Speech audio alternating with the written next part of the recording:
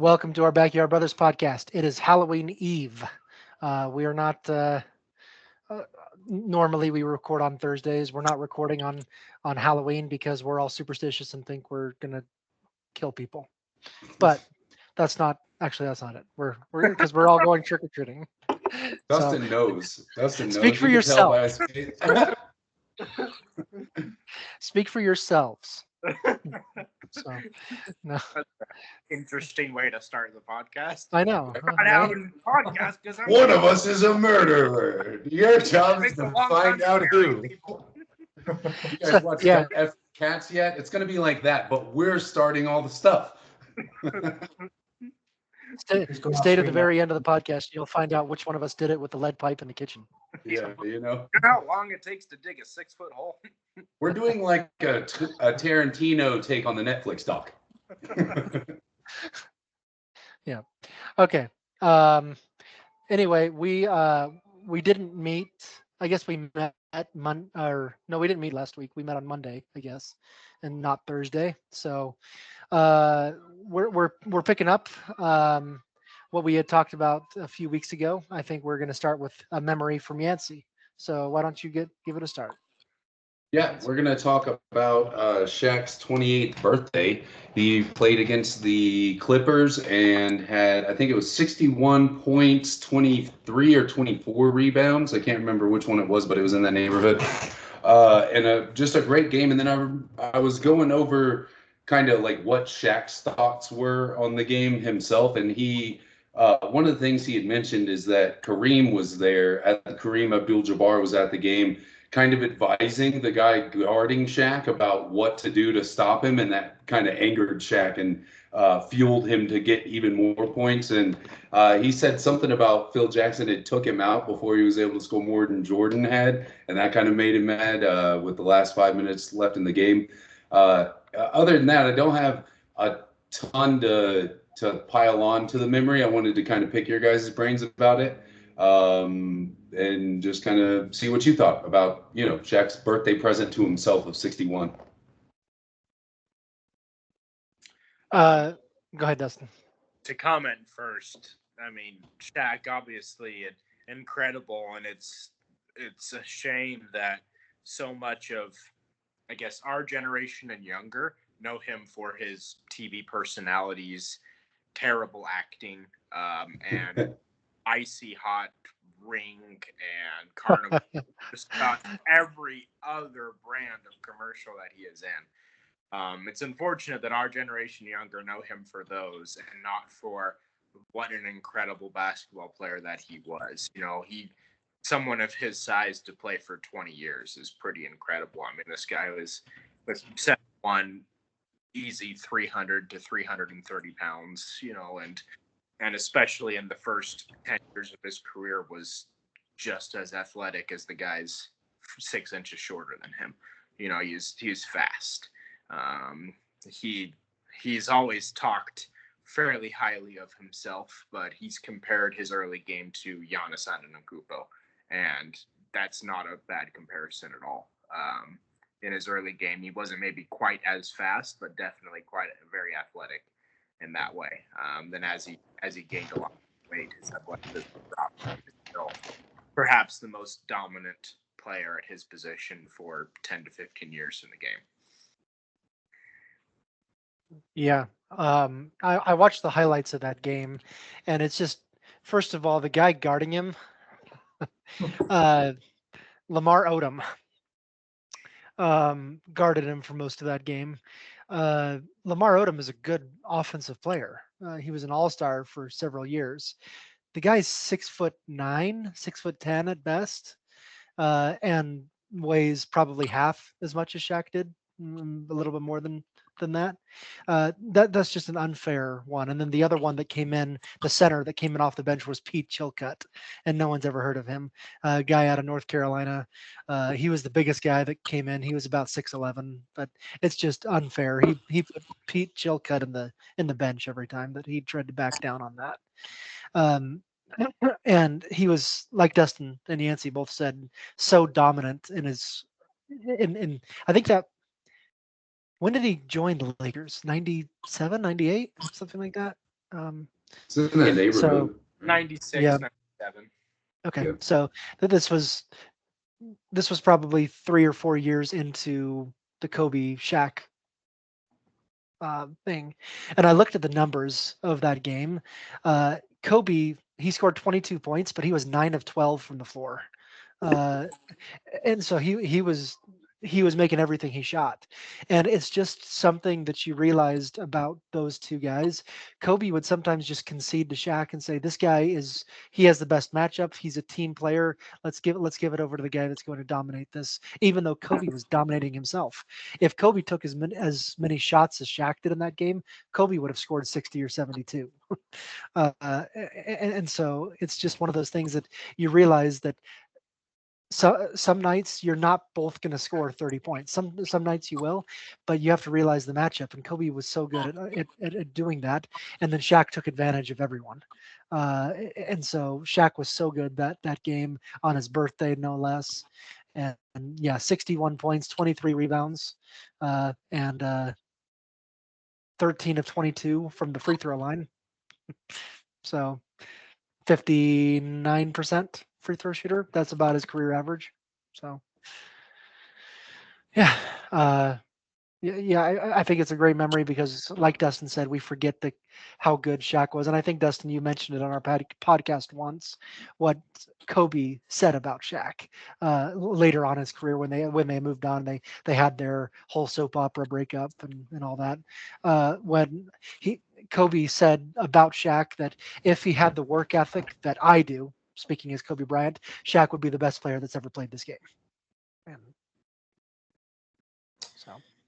Yeah, kind of going off of Dustin, what you're saying, like, well, our generation and younger, growing up, what we know him as. I remember always hearing about Shaq growing up, about how he was never even that good of a basketball player. That's what I heard everyone around me saying, like school, stuff like that, and that all he had going for him was height, right? That's what I always heard. And as we had just talked, probably it was probably more than that, 3 or 4 months ago, kind of about height in basketball, and that in and of itself is a skill and how you use it. And Shaq, he was a center, right? Obviously, right? He was a center. So, I mean, you give him the ball, and he's right there. He can score every time, not only because he's tall, but he knows exactly how to do it. He's athletic, and he can get to the rim no matter who's guarding him. And like we said, that in and of itself is a skill.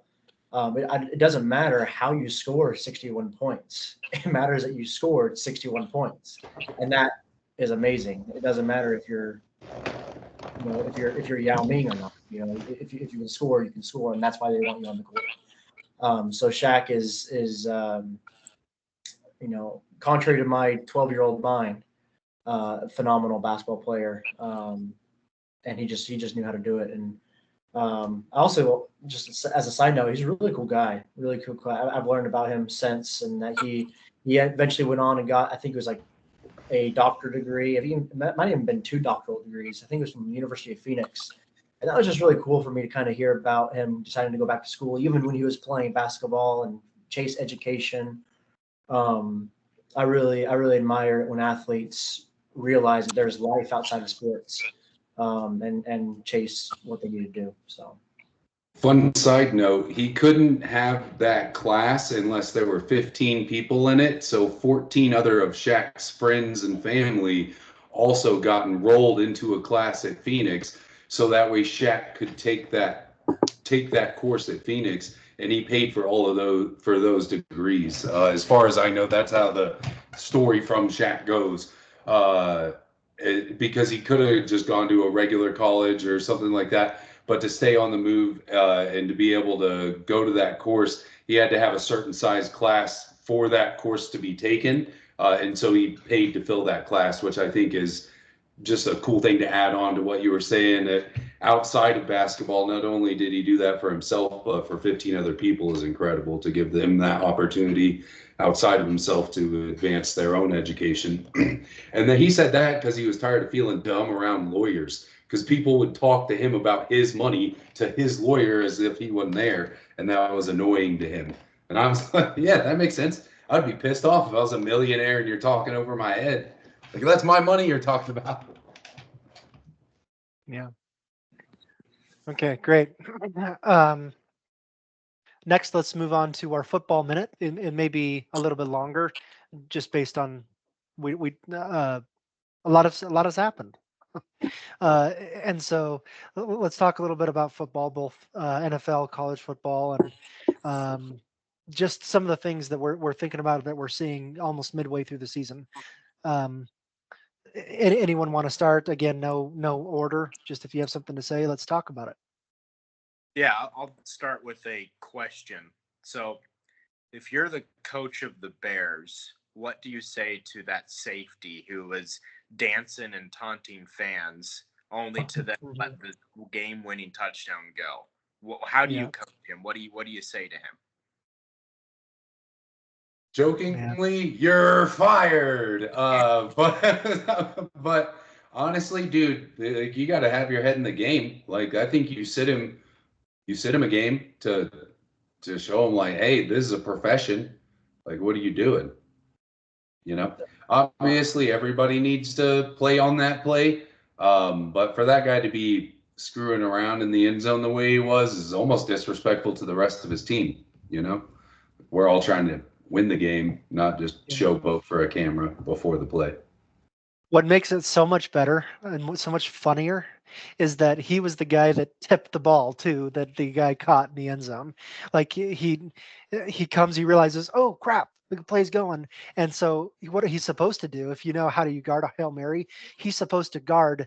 Um, what's his name? The guy that caught it. I can't remember his name right now. He's supposed to like box out. Instead, he goes for the ball and tries to tip it up, and instead leaves the guy wide open who catches it in the end zone and scores. So not only are you screwing around at the beginning of the play, but then you also lose your man. You don't do your responsibility, and you end up costing your team the game in more ways than one. So While hot dogging. yeah. Yeah, and I mean, as a coach, I wouldn't really need to say anything. He's getting enough heat from everyone else, you know, from teammates, from fans. I mean, you can only imagine his Twitter right now. You know, he's probably getting blown up. So I wouldn't have to say anything. He's getting it by, as you know, by himself. Um, but the thing is, and especially athletes in the game, it's not over until it is over, and we have seen that over and over again. You know, it doesn't happen every game, but it happens. And so, as an athlete, you should know better. You really should know better that until ref blows the final whistle, it says final. That's when you can celebrate. Yeah. Um, I'll throw one in here. Um, the New York Jets. So they have now lost 5 games in a row. They're 2-6 on the season. They are in a worse position with Aaron Rodgers than they were with Zach Wilson last year. Zach Wilson had a better quarterback rating last year than Aaron Rodgers has had this year. And it's funny. Not only did they lose their 5th game in a row, they just lost to the New England Patriots, who were until then the worst team in the NFL. And it's funny listening to what Aaron Rodgers did. Anyone hear what he said? Like after the game, they had a bunch of sound bites going around, and they say, "What do you do when you're in this hole?" And Aaron Rodgers says, "I've been to the darkness before." What, Percocet? I mean, you could just say Percocet. I do Percocet when I'm here. We saw that Joe Rogan podcast. He says that, and then he says, "You've got to embrace the darkness." So cutting a wrestling promo. That's so weird. Was he the guy that like blindfolded himself for a month or something? Yeah. So ayahuasca is a hell of a drug, Aaron. So it's funny. I mean, we all knew the Jets were in trouble when they had lost 3 in a row, and then they fired Robert Saleh, and did all these other stuff, and it's only getting worse. And we all said that that's going to be the case. How can you possibly expect it to get better after firing your head coach? It's just going to get worse. and Aaron Rodgers is playing nowhere near. And two of us on this podcast, Yancey and Dustin, predicted this would be the case. That Aaron Rodgers is not going to be the same kind of guy. Has one of the worst quarterback ratings in the league. He's thrown more interceptions than touchdowns. It's bad. It's bad for the Jets. And if they could hang their hat on anything, it was supposed to be the defense, and their defense is bottom half of the league. So, yeah, it's crazy. I remember it was at the beginning when we were doing our predictions. I said that they're going to win the division. I look so stupid.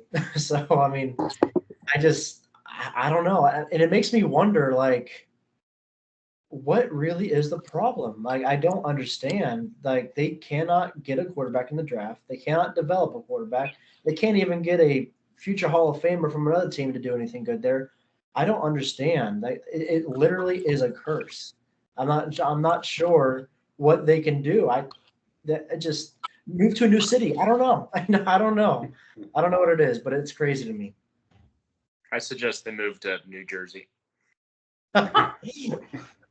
Yeah, it's funny. What was I just gonna say? I lost my train of thought. Sorry. Someone else go. I'll think about it. So yeah, I mean, I'm proud that I called it, predicted it. Not only that the Jets would not be good, but also that Aaron Rodgers in particular not be good. And I called this. I predicted that last year as well before the Achilles injury. And it's not because the Jets are cursed. It's because the Jets said, "Oh, we finally have our savior. We have our great, wonderful guy who's going to win games for us. Go do it." And it was kind of like, what's the strategy? The strategy is to put Aaron Rodgers in a Jets uniform. You know what the strategy of the Kansas City Chiefs are? It's not around Patrick Mahomes wearing it. It's around solid play design that is intended to confuse the defense and put other players in positions to succeed in order to make Patrick Mahomes' jobs easy. And that's okay. Patrick Mahomes sucks this year. We all know that. But the Chiefs are 7-0, and they're going for a three-peat Super Bowl. So there's something to be said that even really bad quarterback play can win you games. And then you look at the Jets, really bad quarterback play is losing you games. There's a difference there, and so there's something to be said there. And so that's why I've always said the Jets are not going to be any good last season or this season, is because they hang their hopes on a single player, or hang their hopes on their talent versus on strategy. And then something that I was going to talk about in our PTI questions with bringing Davante Adams over. We can have that discussion now, but I don't see how that's going to impact anything, because again, they're just like, oh, finally, okay, so now we have two saviors. It's funny, and I put it in the little stand up that I did, that I put from Annie Agar. Said that he had an interesting week because he lost to the Steelers, got traded to the Jets, and lost to the Steelers. And in the next game, he went from a 2-5 team to a 2-5 team. So what exactly is that doing? So I saw something like that. He went from a 2-5 team to a 2-5 team, but with the homies. With friends. So, yes. I guess talking about that, I think I was just so confused by the Jets. I just didn't think that having him come would really help. They already have good receivers. Davante Adams is amazing, yes, but I just didn't see how one addition like that would change anything. And like you said, it hadn't. Are we? I have something else. Are we good to move on to okay? So I wanted one more comment. One more comment just to rag on the Jets. I can imagine that Nathaniel Hackett or the coach or all the play callers are sitting around with fans, and the fans be like, "Man, we just need a good quarterback in order to win." And the play caller's like, "Yeah, we just need a good quarterback in order to win." Writing it down. I heard the sickest idea today. Yeah. It's like, oh yeah, that's right. Throw this playbook away. Yeah. Quarterback. What Who I needs was an gonna offense? Call Aaron what I was Rodgers. what I was gonna say, and I remembered it, is that what's crazy is like we're October 30th, and the Buffalo Bills have pretty much clinched the division already, because they're 6-2. The Dolphins are the number 2 seed, and they've won 2 games. They're 2-5. So the Bills are pretty much 4 games ahead of anyone else in that division with 8 games left to go. So, yeah. Wow. I didn't realize that. I wanted to switch over to college football real quick. Am I the only person who believes in Indiana right now? Like, Indiana is really impressive. I might be the only person, and that's okay. I was born there, and I don't believe in them, bro. So their competition, if you look at their schedule, it hasn't been one of the best.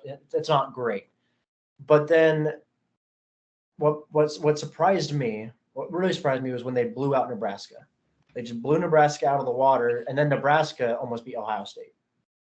And so I'm like, okay, so I'm looking into their schedule, and they have 4 games left. 3 of them should be easy wins. And then they have the second game of the year for them. Second to last game of the year is Ohio State, which is where, of course, that's the real. All right, are they really actually good? Let's see. And I'm actually of the. I think. Let me first say, I think they're going to lose that game, but I can see it coming down to a field goal. I really can. And so, I guess maybe this is a question of, am I overreacting, or are they actually good for the first time in, I don't know, maybe ever? Cody, the answer to your question can be yes and no. Yes, they are good, and yes, you are overreacting. They're they're definitely good. I mean, you don't get to 8-0 without being good at football. You just don't do it. Even though you play teams like Western Illinois and Charlotte and those kind of teams, but they did beat Washington. How good are they? I don't know. Yeah, they blew out Nebraska, and trying to compare that. Yeah, but this team beat that team. Every game is its own animal. I understand about saying A beats B and B beats C, therefore A is better than C. That's not exactly the way it works. Every game is its own animal. Um, and so, yeah, I mean, I expect them to beat Michigan State. I expect them to win at home against Michigan, and I expect them to win at home against Purdue. That Ohio State game, even if they go 11-1, that's a team that can get into the playoff. And so then they see what happens. So, yeah, Cody, I think that they're good. We'll see how they do against Michigan State and Michigan, both who are underwhelming. And then, yeah, against Ohio State. And so I guess my question back to you about overreacting and how good they are, I'll ask it back. Who would you put in a playoff? A 1-loss Indiana team or a 3-loss Alabama team? Based on bias? Just period. No. Just period. What would you, given the choice, what would you do? Who do you put in? Who deserves it?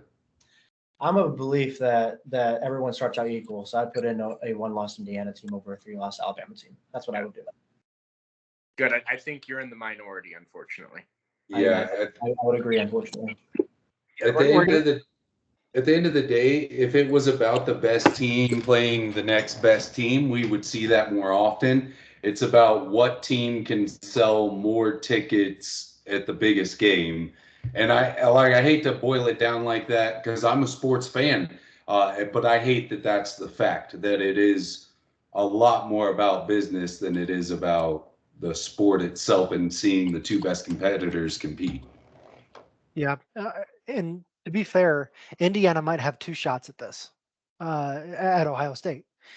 Because if Ohio State beats Penn State this weekend, for example, and then Indiana and Penn State play, whoever wins that game probably gets a rematch in the Big Ten championship game between Indiana and Ohio State. Indiana has 2 shots at Ohio State to win that. So, what about Oregon? Oh, I didn't think about Oregon. I keep forgetting they're in the Big Ten. So and undefeated. Yeah. and so, number one. Yeah, we'll have to see about that one. Yeah. Yeah. So And then unless there's anything else on that, I had one other thought about college football real quick. Anything else on? No. go Okay. ahead. And then I also wanted to bring up Boise State and Ashton Genty. First off, Ashton Genty is amazing and fun to watch. He's all. I mean, the question everyone's saying is, well, who's he doing it against? But he's regardless of who he's doing it against, it's hard to get 180 yards in every game. Basically, I think he's averaging around 180 a game. But then one thing I want to point out is, other than them being the leading candidate for that 12th seed in the playoffs, which will probably happen, they played Oregon earlier this year and they almost beat Oregon. And Ashton Genty ran almost 200 yards on Oregon. Oregon, being the number one team in the country right now, had a good game against Ohio State. My question is, and this might be another overreaction question, is if they, probably more like when they go to the playoffs, how far can they go? Do you think? Can they win 2 playoff games, or are they not going to win one? I'm of the mind that they're going to win one and maybe win a second one. I don't know. But what's your guys' thoughts? So if you look at his carries per game, because I was listening to kind of Travis Hunter's take on this, everybody was talking about Genty over him, and it's like, I'm playing both sides of the ball. What if you gave me the ball 32 times? What do you think would happen if I was targeted 32 times or handed the reverse, or what? If I had the ball 32 times, do you think my numbers would surpass his or be equal, or you know what I mean? And so I think what we'll see when Boise State has tougher competition in tournament style play, if that occurs, is guys are going to key on the fact that they hand him the ball 32 times. And when you scheme for a specific player, you can shut that down. We saw it even 2 years after Michael Vick, which in my opinion was one of the hardest dudes to stop running the ball, period, as a quarterback, even though it's different. You can scheme for specific players, and I think that what we'll see is guys game planning for that, and then everybody else is rusty from him running the ball 32 times, and we don't see anybody else shine, and they just kind of get locked down. And the fact that that's all they can do is hope that he can get to 200, because what if he doesn't? Then they're kind of sitting ducks, in my opinion. Just as a quick rebuttal to that, I mean, we can go on, but I mean, to be fair, all the competition so far they played, knowing that they're like, okay, they're going to give it to Ashton 30 times. Oregon knew this because they saw in the first game, they were the second team to play him, and they knew who he was. He said, I'm going to forego the NFL draft and go back. So they knew who he was, and he still ran 200 yards on them, and he still ran 100 yards on everyone. And so that's just my one rebuttal to that. Would you think a little bit of that is because they're Boise State and you're Oregon, and you kind of underestimate them a bit? Not that they didn't do it, but wouldn't you kind of? I would think that some of that comes from that, and the next guys aren't gonna let that slide. But I mean, he could just be that good. I'm not disputing that Genty is good. I do believe he is good, but I think that we'll see defensive coordinators game planning for him more effectively in the future, and especially in tournament play. That's kind of my only contention to that. Yeah, I mean, he's going to be in New York. He's going to be in the Heisman trophy final, like one of the 3 finalists, I think, for sure. This guy's, I mean, he and Travis Hunter will be there along with Cam Ward. That's going to be the 3 finalists. I mean, there's no doubt that those are the 3.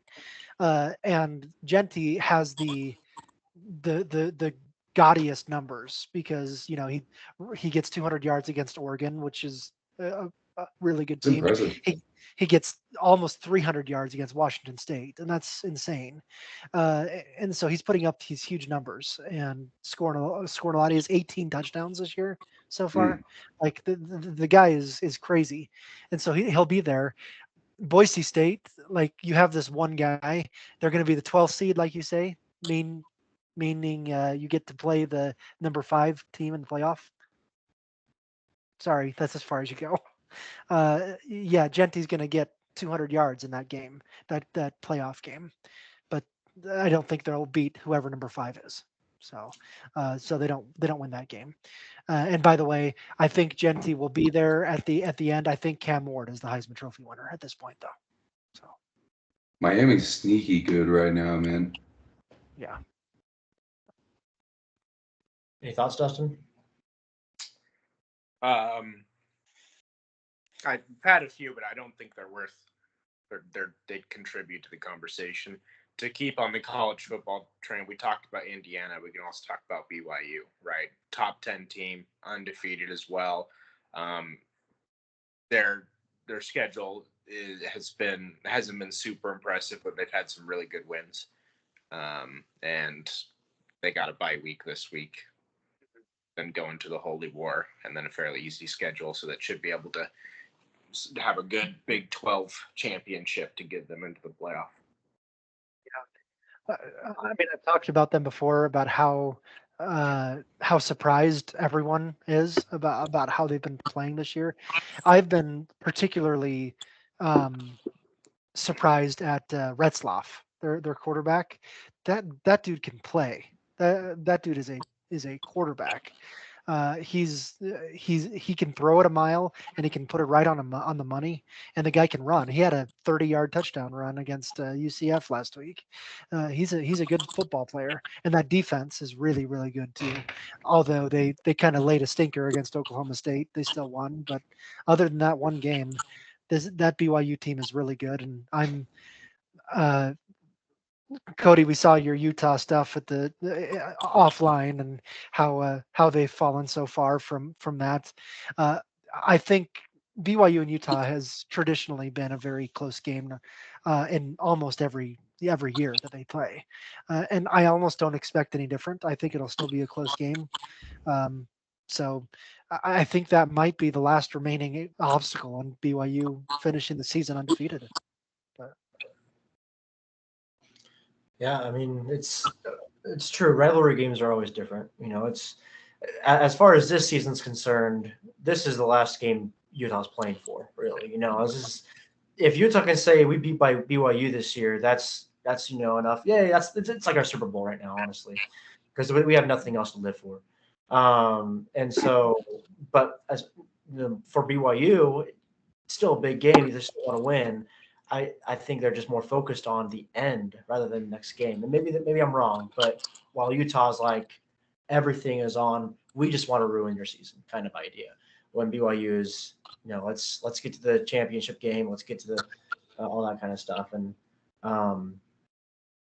but yeah, I mean, I've been really impressed, and maybe my deep dark secret is that when Utah's not playing BYU, I think I like watching BYU play, and I root for them a little bit here and there. Especially in this season, I'm like, hey, are we gonna have a Utah team? Kind of like a state of Utah team in the playoffs. That's cool. It kind of makes me want to root for them in a way, unless they're playing Utah. But so part of me wants to ruin the season. Part of me wants to see Utah or BYU go far. Yeah, I'll tell you what. As someone who's been in that football environment at BYU, they, especially winning. I mean, they won the last one, but before that they hadn't won. I think they got beaten 10 straight or something like that from Utah, but they won the last one. They're right now. BYU is focused on one thing, and that is beating Utah, because that's their next game, and so they're not looking past that. So, and it is that next game mentality, but it's also the next one is the big one. It's the Holy War. So that's the one they're focused on. I don't think they're going to have any kind of farsightedness of missing that one. Real quick, I just wanted to say one last thing on going back onto the Heisman thing that we're talking about. You said Cam Ward. You think Cam Ward's going to win the Heisman? He's been amazing. He will be there, but I think it's Travis Hunter's to lose right now, honestly. I mean, a few things. One thing, he was talking about Ashton Genty, kind of like you were talking about Yancey. He was saying, I'm making records, not chasing them, which I thought was kind of a cool thing to say. I'm like, okay, that's true. But the thing about Travis Hunter that is amazing to me is not only is he playing on both sides of the ball, Like, he is an impact player on both sides of the ball. He is a player of the week offensively and a player of the week defensively for practically every game. And that has never been seen before, and I don't think it will ever be seen again. That is amazing. And in my opinion, the Heisman Award cannot pass that kind of play up. Yep, that could be fair. Last thing I want to mention for football, and we could have other football stuff too. I kind of like the misery of some teams more than I like the greatness of others. I mean, we've seen really good teams like the team that Cody has decided to jump on the bandwagon for the rest of the year here. Wow. But there's teams like that are doing really well. But let's talk about the Browns for a second. So Deshaun Watson, we know he ruptured his Achilles. He's done for the year. You know, you hurt for a guy who gets seriously injured like that. Jameis Winston comes in, throws for 300 yards and 3 touchdown passes, and beats the Ravens. The Ravens, who we probably could have been considered number 1 or 2 best teams in football until last week. And so, do you know how many games that Deshaun Watson has thrown for 300 yards for the Browns? 0. Yeah. Jameis Winston comes in his first game and throws for 300 yards, showing that offense was a problem because of Deshaun Watson, which everyone except the Browns knew. So it's the worst thing for the Browns, and it's the best thing. It's worst thing for Deshaun Watson and the best thing for Jameis Winston. And I love. Did anyone see what he said at the end of the game to the reporter? A lot of that went along, and they asked him. They put a mic and say, ask him about the game and where did that game come from? And he said, I want to thank 3 people. I want to thank my Lord and Savior. I want to thank my coaches, and I want to thank Eminem. And he says, because Eminem says you get 1 shot and 1 opportunity, and he continues to recite that lyric all the way through. Is he trying to dub it? Is he trying to top his EW's thing and cringeability? Yeah, thank you, Dustin. It was so funny to watch him talk about Eminem and quoting that lyric till it was like awkwardly long. Like he was going through that song, like that whole chorus to I the love reporter. 2 things: Jesus Christ and Slim Shady. Let's go. Yeah. And he introduced it like there's a white rapper from Michigan, and Yeah, his like name no is one Eminem. knows who he's talking about. So yeah, it was really funny. Anyway, happy for Jameis Winston and the Browns. My comment on that is it's Jameis Winston, he's been in the league for a long time, and I don't know where this story came from that says that he's a bad quarterback. I think he's been a great quarterback for a lot of his career. I mean, he's thrown lots of touchdowns, and he's also thrown lots of interceptions, but he's won lots of games that he's not afraid to chuck it. And I think that he's been a good quarterback for all of his career. That's the biggest thing about him, is that he's not afraid to throw it down the field and give his receivers a chance. A lot of quarterbacks don't have that confidence. And he throws a ton of interceptions. He also throws a ton of touchdowns. Like you said, he's been to 2 Pro Bowls. The guy's thrown for 4,000 yards 4 times in his career. He knows how to play quarterback. Yeah. And then Deshaun Watson, I've never understood these teams where quarterback has one pretty good year, and then they'd sign him to max deals, and everything like that, and then it falls apart. And so, mark my words, Jordan Love is the next Deshaun Watson. Okay. He's out. Let's follow that one. Yeah, that's interesting to hear. I stand on Dustin's side with that. Like, I think Love is good, but I think he'll struggle with like the line, and he'll get either injured or rattled in a way that will continue a decline. And so I think I agree with what you're saying there, Dustin, and I think I'm kind of on that bandwagon with you. Like I think that that's an accurate prediction that I'm willing to side with you on for sure. Yeah, Jordan Love leads the NFL in interceptions. He's missed 2 games, and he still leads the NFL in interceptions. So, Wow. yeah. How So that impressively mediocre of you, Only Mr. Love. 62. and the Colts just benched Anthony Richardson for the rest of the season. They're starting Joe Flacco the rest of the way. So that Anthony Richardson has been hilariously up and down. Like that first game of the season, he was so good, and then last week I think he went 8 of 26 passing. So, and then he takes a break on the sideline, and he comes out of the game, and everyone's like, "Oh, did he get hurt?" After the game, he says, "I was tired." So, Yeah, I Yeah. think it was this past game where, like, in the first quarter, he was 2 of 12 for 80 yards, and one of them was a Yeah. 70 pass. yes.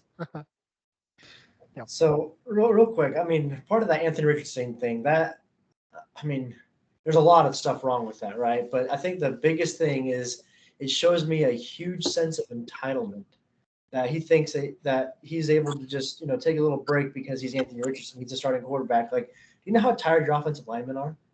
Do you have any idea how tired they probably are? But they're blocking their butts off for you, and you're just, I'm going to go take a rest while they go block for Joe now. And that I hate that, and so I'm glad that they're benching him. That's just there's no place for that in my opinion. It ain't gonna last long. They're gonna sit that on full goes old back until he breaks. And then about Deshaun Watson, there was a few fans. I don't remember if it was a lot of them or not, but they were actually up and cheering and clapping when Deshaun Watson got injured, which is kind of messed up in my opinion, because no one should be happy when someone gets hurt. But it shows you, at least these people. That's probably not the whole Brown fan base as a whole. That's probably just these messed up fans. But they were actually on their feet cheering, clapping when he was getting carted off the field. And I'm like, that's just messed up. Yeah, that is. Okay. I don't even go ahead, Yancey. where my job is to knock you unconscious. Like I don't even root for myself when I've knocked you out and done my job. Like I still feel bad that you're hurt. So I got to side with Cody that's just weird. Didn't you pay like $1,500 to be here? You're just happy somebody's hurt. That's a weird flex. Then maybe they owned the local massage parlor. Oh, Dustin. You can always count on Dustin. Well, it's another thing that Annie said, like when they went to like after the Guardians got beat, Deshaun Watson was quoted on Twitter by saying the Guardians will be back next year, and she said that's something you usually only hear when Deshaun Watson leaves a courtroom. So, Damn.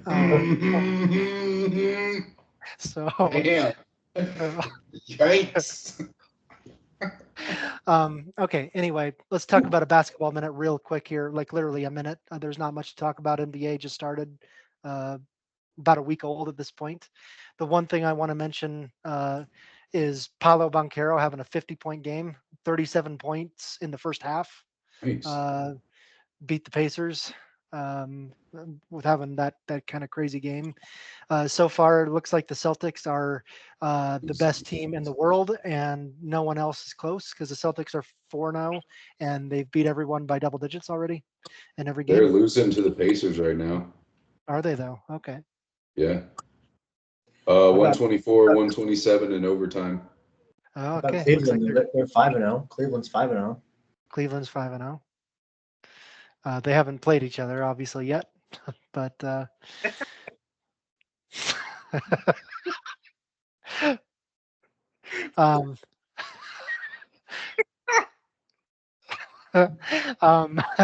the What? I think you and All right. Yancey, you both are just, I don't know what's going on. Dustin's they're laugh. undefeated. Obviously, they haven't played each other. Scott, you sneak in, get into my medicine again. yeah. What are you doing over there, buddy? Sorry, that was obvious. But yeah. So anything else about the NBA from anyone? I thought Luca was hurt. Luca was not hurt. He was mildly. He got banged up for a second. He was all right, but it looked bad. Go ahead. It's Dustin. interesting. I'm liking JJ Redick as the Lakers coach more than I Mhm. thought. He's being much more involved in actual coaching, and than Darvin Ham or other Lakers coach was. And so it's been interesting to kind of see that as a dynamic there. And so I'd like to see as they get deeper into the season and have more struggles, what's going to happen with that. You were absolutely right. That opening game of the season when Bronny checked in with LeBron, ESPN just about had to go clean up after themselves because it was funny. All these stories. This is the first time that a father and son have played on the same NBA court at the same time. This is the first time they've checked in together. This is the same time they've tied their shoes on the court together, and so. And then Bronny goes 0 for 3 and misses a layup as one of them. But and Bronny hasn't played since. So it was just kind of that first game, kind of get him on the court and get those ESPN stories, and then realize, oh, he's not very good. Yeah, what they'll try to do is once they get in a game where they have a comfortable lead, they'll put them on the court together again, get assists to each other, and then send Bronny down to the G League, which is totally fine. The G League is there for development to get him back to that in a year or two, bring him back. So. Yep. Okay. Anything else about NBA? College basketball, I believe, is starting up pretty soon here. But if it hasn't already started, I think there were a couple of games yesterday actually. But we'll talk about that later. Let's talk about baseball. We get into this World Series. Dodgers and Yankees, just the two best teams in baseball, and the Dodgers had their way with the first three games. They go up 3-0 in this series. Freddie Freeman hits a home run in all three games. Actually, all four games. Hit a home run last night too, and including that game or that game one extra innings where he hits a grand slam walk off in the 10th inning. Just a crazy game to watch that kind of thing happen. So but right now the Yankees have a pretty comfortable lead. They're up 5-0 in the fifth inning. So Yankees looking to send it to a game 6. What thoughts do you guys have about World Series? Might not be all the way wrong yet. Maybe the Yankees can make a comeback. I don't know. I'm expecting they do. What was up with that fan prying the ball out of Mookie Betts' hand? That was crazy. Yeah. I mean, you see that happen in baseball. Sometimes those interfering fans. But You in don't a see it World often in the World Series, Series, yeah. and those fans have been banned completely from the stadium for the rest of the World Series for taking that ball out. Yeah, and can't do that. I mean, you know you want to, but you can't do it. In the 80s, you can get away with it, and you're just a lying uncle. You know what I mean? Nobody believes you, but now you're on camera. Yeah, it's true. Yeah, I would. There's a couple Cubs fans that would disagree with you on that one. Freddie Freeman, in addition to hitting a home run in the first 4 games of the season, he was also on the Atlanta Braves roster when they won the World Series a few years ago, and he hit a home run in the last 2 games of that series. So he's now hit a home run in 6 straight World Series games. That's a record. So he hasn't hit a home run obviously today yet. They haven't scored, but there's a watch to see if he can hit a home run in his 7th straight World Series game today. So any other thoughts about baseball or the World Series? I just saw that Shohei Ohtani was batting right now. And I thought he was injured for some reason. I thought he was out for an extended period of time. Was I wrong? Apparently. He was hurt, but it's a World Series. He's playing through it. I got Mookie Betts batting right now. Bases loaded, 2 outs.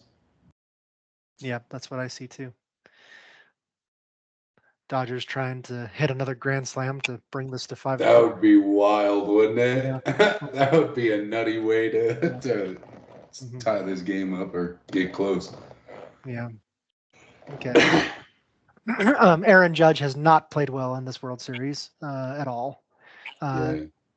But I think he played a little bit better in Game 4. But yeah, he had caught some flack from those ESPN shows, especially the guys that like to yell a lot, like Stephen A. Smith, saying how, Aaron Judge is a complete disappointment and all these other things. So anyway, anything else about baseball? Okay. Dustin, we're over to your PTI. We've kind of talked about one of them, but let us know what questions you have. Yeah, do you guys want to crap on the Jets anymore, or are we good? I love crapping on the Jets. Who doesn't want to crap on the Jets? Sounds like a half worth Elton John song. Crapping on the Jets. Yeah. No, my question was regarding the addition of Davante Adams, is whether we think that that's going to help the offense. And I've made my point known that I don't think it's a talent issue on the Jets. I think it's a play calling and a strategy issue. Does anybody disagree with that point specifically? I think they'll improve offensively, simply like the numbers because of the talent. But I do agree that it's more of a coaching scheme, and you can put as many talented dudes on that team as you want. But if you're not telling them which way to go, you're going to have the same problem that you're having right now. They're going to spin their wheels. So that's all I would say is overall, I agree with you, but I do think their numbers improve slightly. There's a connect. Go ahead, Cody. Sorry. You first. I was gonna say, what's his name? Oh, the OC Hatchet. Is that his name? Well, he was Hackett, but he got demoted. When Ulbrich took over as head coach, he demoted Hackett and promoted another guy to OC. I don't remember his name right now, but yeah. So then that might just make my point mute here, but I was going to say it wasn't Hackett, the OC over at Green Bay for a little bit, and did fantastic there. Obviously, we know he's not a good head coach, but I guess I was going to say he has history of being a good play caller, so I don't really understand what's going on there. But if he was demoted, then there's obviously signs that he's not doing great. Like I said, my stance is I don't know what's going on. I would think that they have enough experience and ability to make good play calls, because Aaron Rodgers knows when to make an audible. He doesn't have to go with the play call every single time. He can make an audible as necessary. So I'm still of the opinion that while that makes sense, I don't know if I believe it, and I just don't know what's going on. Two things. One, Cody, while Hackett was the offensive coordinator in Green Bay, he wasn't the play caller. That was Matt LaFleur. The head coach called all the plays. So Hackett doesn't really have play calling experience until he went over to Denver. So, so that, right? Those wide eyes right there. Yeah, that works out real well. Right. The second thing, I agree. I mean, Rodgers and Adams clearly have chemistry from their time in Green Bay. So there can be something there that you're adding a pretty an elite wide receiver. You're going to have some things happen. Obviously, it hasn't happened in 2 games yet, but I think we're going to see a little bit, but it's not going to significantly improve that offense. One other crazy stat about the Jets this last game. So the Jets scored 20 plus points. They had no turnovers, and they allowed fewer than 250 yards, the Patriots, and they lost. Now, in the entire history of the NFL, since those metrics have been tracked altogether, Teams that have scored 20 or more points, allowed no turnovers, and allowed fewer than 250 yards were 750 and 0. They had never lost a game in the So history the of the Jets NFL. are cursed. If So it's going against math and physics, you have to enter the another realm. So they're cursed. Somebody in New York is doing something to that team. 750 and 0. They had never, no team ever had lost a game putting up those numbers until the Jets just did it last week. Wow, So- you guys ate an entire wheel of shit cheese. I'm impressed. Yeah. Geez, guys. Yeah. Well, maybe about that curse. I mean, there's a play where Aaron Rodgers hit Garrett Wilson like right in the chest, and it just bounced off and ended up in a pick. I mean, Yeah. literally hit him right in the chest. I saw that one. All right, second PTI question, and we've seen a little bit. This may be a discussion, but the question, as I phrased it, was the only reason that there's a quarterback controversy in Pittsburgh is because of Russell Wilson's paycheck. Now, Russell Wilson's won 2 games straight, compared to Fields, who was 4-2 before then and had lost a couple straight. Tell me what you guys think about Russell Wilson and the Steelers winning a few versus Justin Fields and what he did there before. Is there quarterback controversy? Who should be starting? What are your thoughts? I'm of the camp that Russell Wilson wasn't even good when he was in the Seahawks. He had Marshawn Lynch and the best defense on the other side. So all of it was just like, wow, a short guy that can throw the football. That's impressive. And then when you didn't have somebody who's actually good at football behind him to take the pressure off of the job title, throwing the football, you started to see that Russell Wilson is he's not that great of a quarterback, just that kind of bled through. And I mean, if we stack his numbers up, who's he really in categories with? You know what I mean? Not top tier guys, in my opinion. So I think really we're just seeing the real Russell Wilson without an incredible running back to play support like he does in Sup. Cody, let it loose. I'll let That was Cody. nice. Did you open Cody, a cage? Get him, Cody. Cody, I'll let loose on your behalf. Actually, I'm of the completely different opinion right now. I mean, obviously, 2 seasons in first season in Denver, Wilson was awful. Last year, there was a disconnect with Sean Payton and that kind of thing. His numbers last year were not bad in Denver, despite not going 7-8 or whatever. But 26 touchdowns, 8 interceptions last year. That's a good. That's good. That's a good baseline for Denver last year. And Justin Fields, if he played the way that he did for the first 4 games, the other 2 that he's played so far, like I would be of the opinion to keep playing Justin Fields because he was playing well. The last 2 games he played, he did not play well at all. He was going back to his Chicago ways. And so put Russell Wilson in. He won 2 games. He also played really well in both games. He's completing 63% of his throws. He has 3 touchdowns and no picks, a quarterback rating of 111. That puts him, obviously you have to throw a certain number of passes to qualify, but continuing that trajectory, that's top 5 in the NFL right now, the way that he's playing. And he's playing on a team that has a really good defense, and that's what he had in Seattle. He has Najee Harris at running back, who played really well the last 2 games. I think, contrary to what I said at the beginning of the season, when I said that it's not going to work out, I think this is reminiscent so far of what he did in Seattle, playing in this kind of offense with that defense. I think he's in a really good position to get that team.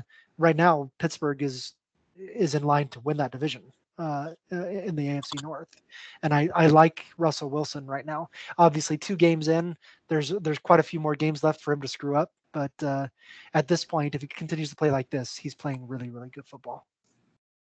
Yeah, and I would agree with Scott. I mean, he the reason they won the Super Bowl was because of the defense and Marshawn Lynch. That's why they won the Super Bowl. But he's still good. He was still a good quarterback. And the reason why I say that is after Marshawn Lynch left and after the defense became horrible, he was still putting balls where pretty much only Tyler Lockett could get it. No one else in the league. And it was amazing accuracy. Things that I honestly didn't really see from much else. I mean, things that are, I think what's the next gen stats are saying, 8% chance kind of things he would do routinely. And so he was really good. And then he had Pete Carroll to help him out. I think that was a big thing. Pete Carroll's coaching. Going to a horrible place that was set up in Denver after an injury really hurt and slowed him down. So I think that is he the same as he was then? I don't think so, but I still think he's a good quarterback now. But the injury really hurt him a lot. I think as of right now, they started him hoping that he would do good, which he is, but for the reason that Dustin said, it's the money. They need to be using that money for a reason. But he's going down a little bit because of that injury. That injury to his finger really hurt him, and I haven't seen him be the same until about now. He looks similar, but I wouldn't say the same. But yeah, he's a good quarterback. He's not the best, of course. Yeah. One last thing I would want to point out. I think that Russell Wilson has the prettiest deep ball I've ever seen of any quarterback that's ever played this game. The way that he throws different. If anyone watched Monday Night Football, or Sunday, whatever day they played, they pointed that out. He has that moonshot deep ball where he throws it like straight up in the air and it comes down perfectly into the hands of his receivers. He perfected that in Seattle. The beautiful deep shot, and we saw it on Monday Night Football against the Giants. He had one to George Pickens that was just like that, and so I think he probably has the prettiest deep ball of any quarterback I've seen play. But it had been a while since I'd seen it, probably 5 years, 6 years back in Seattle until Monday night. I saw it. And you had said that it was on Monday Night Football whenever they played that. I'm going to guess it was on Monday night. Yeah, it was Monday night against the Giants. Just because it's called Monday Night Football. Wait, what did I say? You said when they played Monday Night Football, whenever that was, whatever day it was. I'm like, I'm going to guess that was on Monday night. Yeah, didn't catch myself saying that. Thanks. Appreciate it. 2 undefeated teams are going to play each other. One team's going to lose. The one team's going to win. Then we're going to have one less undefeated team. That's how you win. You score more points than the other team. Madden said the best. So I know we have yeah. a few minutes left. We don't have to go, but I saw something. I'm gonna make fun of Patrick Mahomes here, where on that run that they've showed a billion times on everything. The best comment I had was it said Ed Reed, Ray Lewis, John Lynch, Brian Urlacher all just threw up. Because, yes. Because I mean, you saw the guy goes right out of bounds, right? Yeah. Yeah, the guys just stopped, ran out of bounds, just kind of like, hey, all right, I'm not allowed to hit you because you're within 3 yards of the out of bounds. You're gonna go out, right? And so it's the unfortunate thing, and probably all of us could have called it that if that defensive back had hit Patrick Mahomes, a flag would have been thrown. Yeah. Mm-hmm. Yeah. It's a damned if you do, damned if you don't kind of scenario, because I mean you can do more though than just let him go and run out of bounds. You can escort him to the sideline like you're escorting someone to their seat at the theater. How about that? So a gentleman's escort. What did I Kill say? them all and let God sort them out, bro. I'm trying to take that dude's head off. I'll take the flag, whatever. Yeah. Yeah, if you're a ball carrier, you're in just as much danger as a running back, and that needs to be understood. If you're running, you're a running back. If you're throwing, you're a quarterback. There's different rules. Mm-hmm. Yep. Yeah. Have you seen those voiceovers of the refs talking about Patrick Mahomes? And it's obviously not real. It's like AI generated or something, but it's funny because of how many calls are always seem to be in favor of the Chiefs, especially this season, let alone historically. Yeah, there's been some funny voiceovers of like the commentators. You know, it's a running play. But like, did you see that? What incredible talent he had! How he handed it to the Russian running back there. Truly the GOAT. Yeah. The way he handed it, there's such form that he is perfected. I like the when the script doesn't match the game ones where they have they show the moment and the referee's like freaking out about trying to figure out what they're supposed to call. Yeah. Well, I mean, we can end this call pretty quick here. I was just gonna bring up a couple of other things. NFC West is a bloodbath right now. The Arizona Cardinals lead that division. They look like they're. I mean, if the playoffs started today, they would be the number 4 seed and win that division because they're undefeated in the NFC West right now. Meanwhile, the Seahawks are also 4-4, and the 49ers are also 4-4. All 3 teams are 4-4, and the Rams are right behind them at 3-5. So any of those 4 teams could win. 49ers are on a bye this week, and they get Christian McCaffrey back the following week. And so we'll see. And just as a small correction, the Rams are actually 3-4 because they had a bye last week. 3-4. That's right. Do we got one more? Aaron Judge just had a blunder that let the Dodgers tie it. Oh my goodness! What? That's what I just got from ESPN. Yeah, it's 5-5. It's 5-5 now. The bottom of the 5th. Oh.